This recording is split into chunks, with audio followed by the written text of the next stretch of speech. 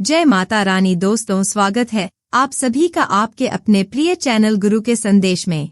वैदिक पंचांग के अनुसार फाल्गुन माह का आखिरी प्रदोष व्रत 11 मार्च को किया जाएगा।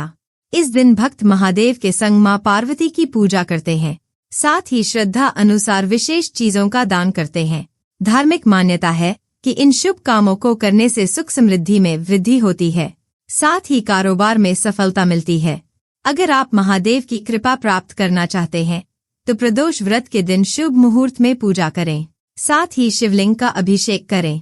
माना जाता है कि विशेष चीजों के द्वारा शिवलिंग का अभिषेक करने से साधक को शुभ फल की प्राप्ति होती है। ऐसे में आइए जानते हैं कि प्रदोष व्रत के दिन शिवलिंग पर क्या चढ़ाना चाहिए।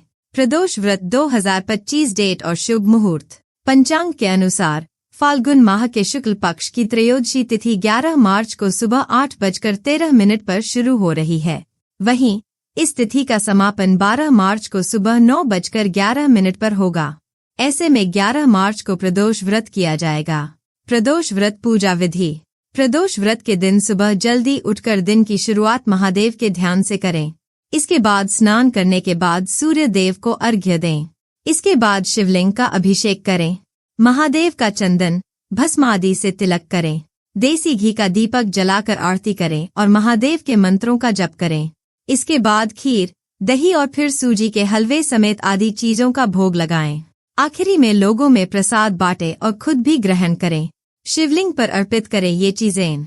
अगर आप जीवन में दुख और संकट का सामना कर रहे हैं तो प्रदोष व्रत के दिन शिवलिंग पर बेलपत्र अर्पित करें।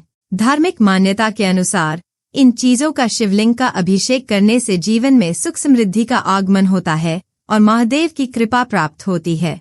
इसके अलावा शिवलिंग पर धतूरा चढ़ाने से संतान से जुड़ी समस्या दूर होती है, साथ ही संतान सुख की प्राप्ति होती है।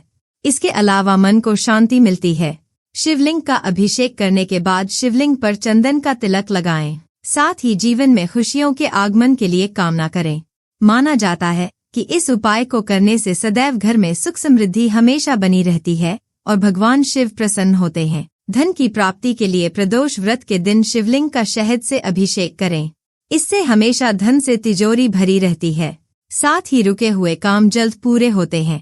यहाँ दी गई जानकारी सामान्य मान्यताओं और जानकारियों पर आधारित है, हम इसकी पुष्टि नहीं करते हैं। विभिन्न माध्यमों, ज्योतिषियों, पंचांग, प्रवचनों, मान्यताओं, धर्म ग्रंथों से संग्रहित कर ये जानकारियाँ आप तक पहुँचाई गई हैं।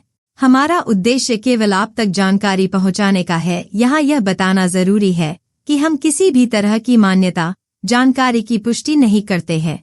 किसी भी जानकारी या मान्यता को अमल में लाने से पहले संबंधित विशेषज्ञ से सलाह लें।